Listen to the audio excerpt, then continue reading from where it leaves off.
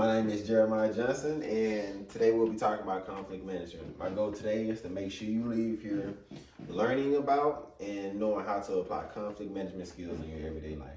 It can be a good thing if you know how to apply it, okay? Yeah.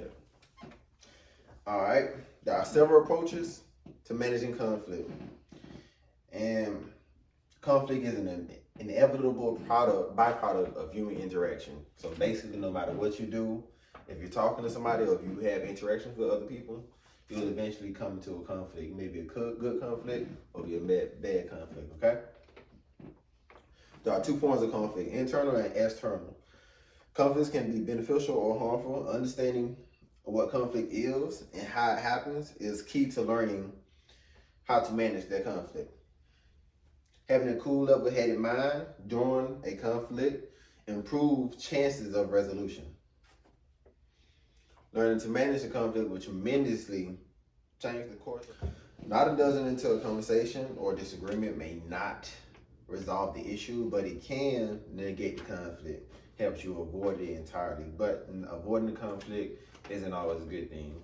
Usually it just prolongs the situation, no one issues are recognized, and it's not resolved.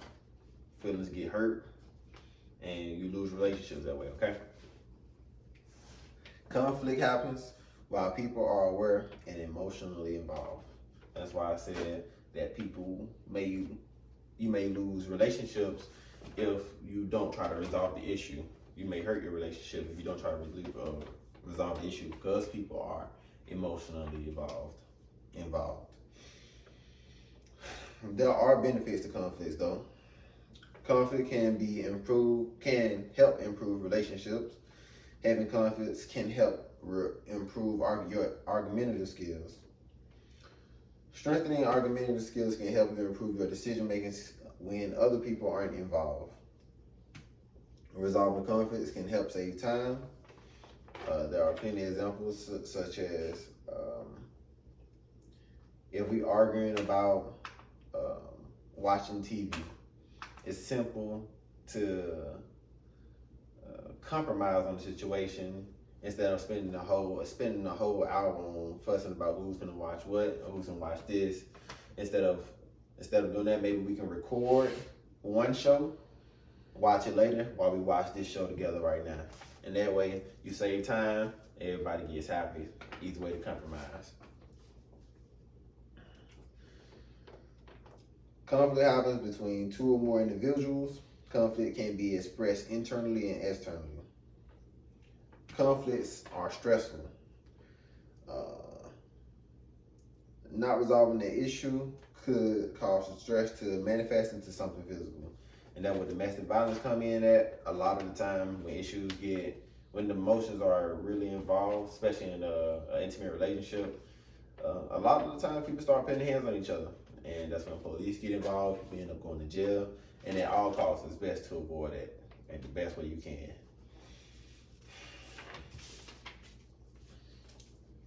Interdependence involves conflict. We need individuals to communicate with us in a timely manner to validate the worth of the conflict. During conflicts, we feel ignored. We want the help of others parties to accomplish goals. Personal goals feel impossible to reach if we don't have the assistance of others in that situation. When we feel unheard, we get frustrated. Some examples of that is when I personally may not feel I've got the job done if I don't have the validation of you.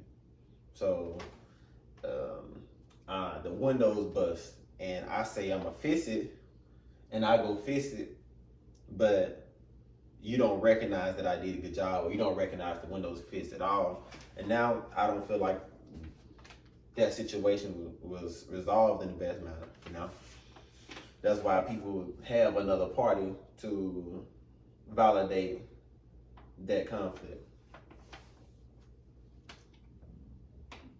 There are 5 commonly used conflict managing styles: competing, collaborating, compromising, avoiding, and accommodating. Competing is in sports. That's a good example to use for that. Is conflicts with sports is my team is gonna be better than your team. The best way to resolve that is by playing, and then when my team scores higher than your team, then it's obviously that I won. Same thing with chess. If I beat you, my king knock down your king, I win. Or my pawn knock down your king, I win. Checkmate. And then you have collaborating. We can work together to resolve the issue. We can look for a better solution rather than seeing it entirely from my perspective. Compromising, we can work together. That's another way to work together. I talk about something, you talk about something, and we find a middle point to where we both can see eye to eye the situation. Avoiding. This isn't the best way to go about it, in my opinion, because avoiding it only makes it worse. But sometimes at that moment in time, avoiding this situation might be a good situation. It depends on how much the emotions are involved in this situation. If people are hot-headed and people aren't thinking clearly, then avoid it, get out of there, and come back to it later and try to resolve the issue. Finally, accommodation.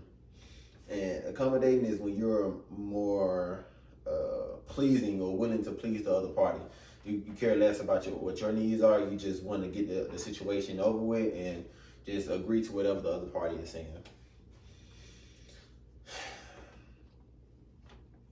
Conflict management is a resourceful skill that can be used in everyday life. Conflicts can be very big and may need the cooperation of two countries. Problem solving can also take time to solve. Problems can also take time to solve. Whatever the issue approaching is hastily and while angry can make problems worse. Conflict management is a basic skill that should be taught to everyone throughout the world.